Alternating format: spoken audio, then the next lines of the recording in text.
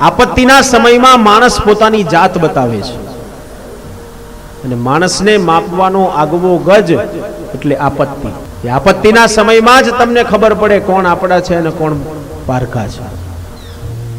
બાકી ભલે ને આપણે રોજ સવારે રોજ આખો દિવસ જોડે રહેતા હોય, ઉઠતા બેસતા હોય, રોજ જોડે ખાતા હોય, રોજ સૂઈ જતા હોય અને રોજ આપણને એમ કે ચિંતા ના કરીશ, અડધી રાતે જરૂર પડે ને તો તારા માટે ઘરના દરવાજા ખુલ્લા છે, આવી જજે.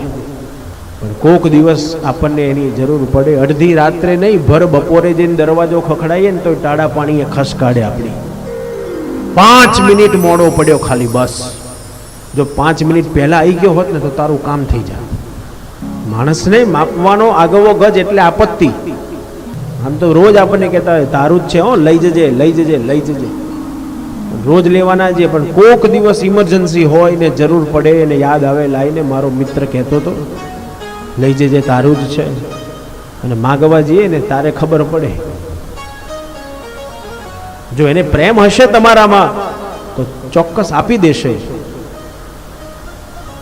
પણ સ્વાર્થી પ્રેમ હોય તો પોતાનું કામ કઢાવવાનું હોય ત્યાં સુધી જોડે ને જોડે રાખે ને કામ પતી જાય એટલે હું કોણ ને તું કોણ. સમાજ છે આવો.